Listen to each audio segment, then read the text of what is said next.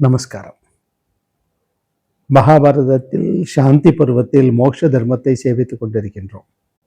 இன்று நாம் சேவிக்கும் இந்த அத்தியாயத்தில் காலத்தின் வன்மையை பற்றி இந்திரனுக்கும் பலிக்கும் சம்பாஷணை தொடர்ச்சியும், இந்திரனுக்கும் லக்ஷ்மிக்கும் ஏற்பட்ட அந்த பேச்சுவார்த்தையும் தான் சேவிக்கிருக்கின்றோம். இந்திரன் அப்பொழுது மகாத்மாவான பலியின் சரீரத்திலிருந்து வெளியே கிளம்புகிறவளும் தேஜஸ் உள்ளவளும் தன் உருவம் உள்ளவளுமான லக்ஷ்மியை கண்டான்.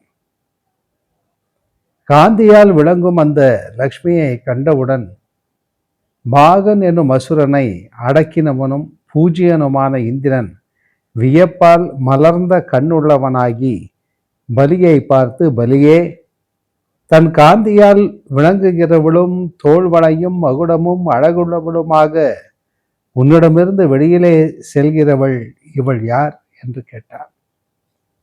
பலி சொன்னான், இவளை அசுர பெண் என்றும் தெய்வ பெண் என்றும் மானிட பெண் என்றும் நான் அறியவில்லை.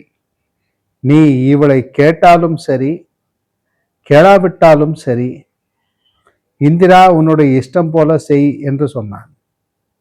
அதற்கு இந்திரன், அழகுள்ளவளும் மகுடமுள்ளவளுமாகி பலியினிடமிருந்து வெளியில் செல்லும் நீ யார்? அழகான சிரிப்புள்ளவளே, அறியாத எனக்கு உன்னுடைய பெயரை சொல். நீ யார்? அசுர சிரேஷ்டனான பலியை விட்டு காந்தியால் விளங்கி கொண்டு இவ்விதம் என் அருகில் நிற்கிறாயே, கேட்கும் எனக்கு அதை சொல் என்று கேட்டான். அதற்கு லக்ஷ்மி, விரோச்சனன் என்னை அறியவில்லை, விரோச்சனனுடைய புத்திரரான இந்த பலியும் என்னை அறியவில்லை. துஸ்ஸை என்றும் வித்சை என்றும் பூதி என்றும் லக்ஷ்மி என்றும் ஸ்ரீ என்றும் என்னை சொல்லுவார்கள். நீ என்னை அறிய மாட்டாய், தேவர்கள் அனைவரும் என்னை அறிய மாட்டார்கள் என்று சொன்னாள். அதற்கு இந்திரன், துஸ்ஸையே, நெடுங்காலம் வசித்தவளாய் இருந்தும் நீ பலியை விடுகிறாயே, இது என்ன? நீ எனக்காக விடுகிறாயா அல்லது பலிக்காகவா என்று கேட்டான். அதற்கு லக்ஷ்மி, பிரம்மாவும் என்னை எந்த விதத்தாலும் கட்டளையிடத்தக்கவர் அல்ல, விதாதாவும் கட்டளையிடத்தக்கவர் அல்ல. இந்திரா, காலமானது மாறிற்று, இவ்விதம் நீ அவமதிக்க வேண்டாம் என்று சொன்னாள். அதற்கு இந்திரன், மகுடம் தரித்தவளே, பலியானவன் உன்னால் எவ்விதம் எதற்காக தள்ளப்பட்டான்? என்னை நீ எவ்விதம் விடாமல் இருப்பாய்? அதை எனக்கு சொல்ல வேண்டும் என்று கேட்டான். அதற்கு லக்ஷ்மி, சத்தியத்திலும் தானத்திலும் விரதத்திலும் தவத்திலும் பராக்கிரமத்திலும் தர்மத்திலும் நான் நிலை பெற்றவளாய் இருக்கின்றேன். பலியானவன் அவைகளிலிருந்து விலகினவன் ஆவான். இந்த பலியானவன் முதலில் பிராமணர்களுக்கு நன்மை செய்பவனும் உண்மை பேசுகிறவனும் இந்திரியங்களை வென்றவனுமாய் இருந்து பிறகு பிராமணர்களிடம் அசூயைப்பட்டான், அதாவது பொறாமைப்பட்டான். அசுத்தனாய் இருந்து கொண்டு நெய்யை தொட்டான். எப்பொழுதும் யாகம் செய்யும் தன்மை உள்ளவனாய் இருந்து கொண்டு என்னையே நேரில் பூஜித்தான். பிறகு அதை விட்டு மூட புத்தி உள்ளவனும் காலத்தால் துன்பப்படுத்தப்பட்டவனும் ஆனான். இந்திரா, ஆகையால் அவனிடமிருந்து விலகினேன், உன்னிடத்தில் வசிக்கப் போகின்றேன். அஜாக்கிரதையின்றி தவத்தாலும் பராக்கிரமத்தாலும் நான் தரிக்கத்தக்கவளாகின்றேன் என்று சொன்னாள்.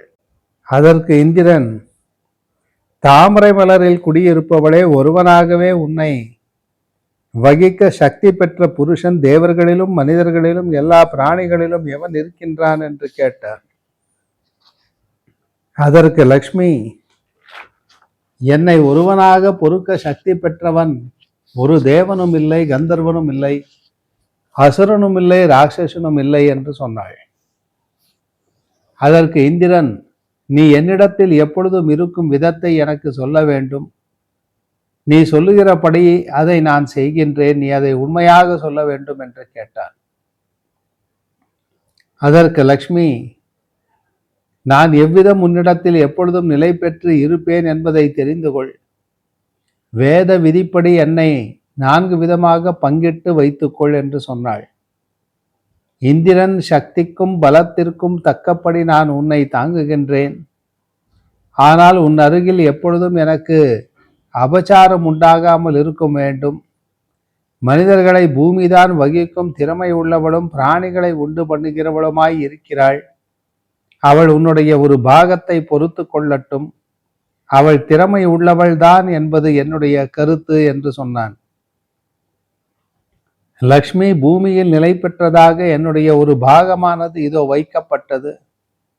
இந்திரா, ஆகையால் என்னுடைய 2வதான பாகத்தை நன்கு வைக்கப்பட்டதாக செய்து கொள் என்று சொன்னாள்.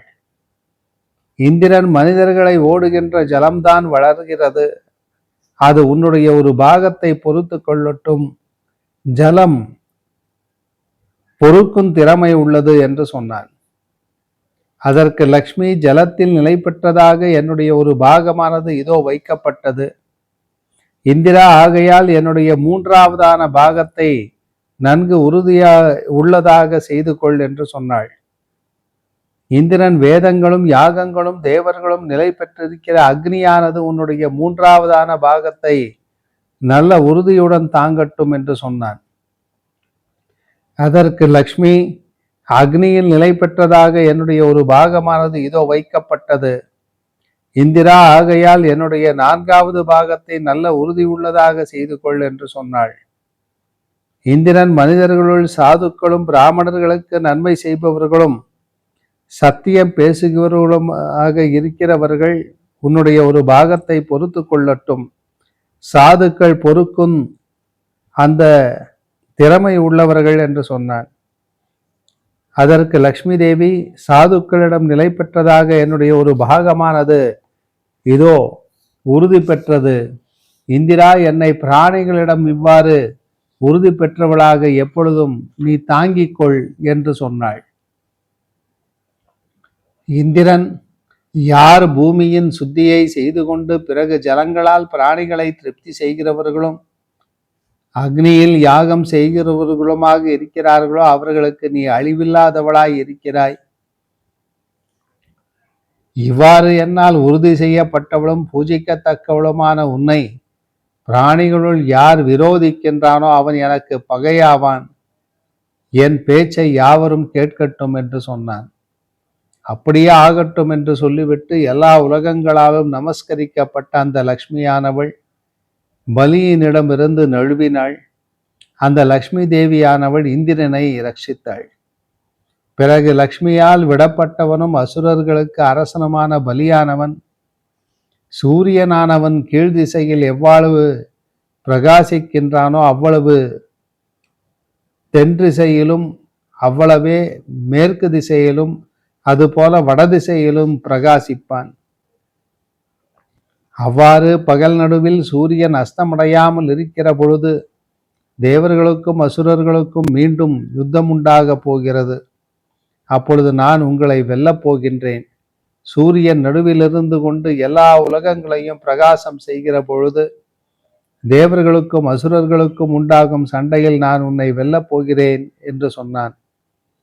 அதற்கு இந்திரன், பலியே, உன்னை கொல்லக்கூடாது என்று நான் பிரம்மதேவரால் கட்டளையிடப்பட்டிருக்கின்றேன்.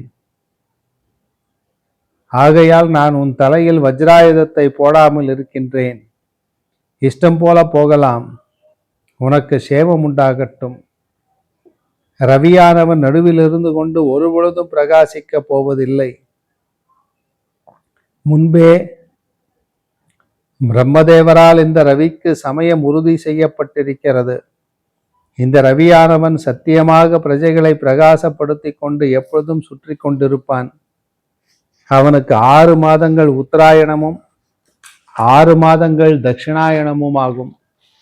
ரவியானவன் அந்த அயனப்படி உலகங்களில் குளிரையும் வெயிலையும் உண்டு பண்ணி கொண்டு செல்லுகின்றான் என்று சொன்னான்.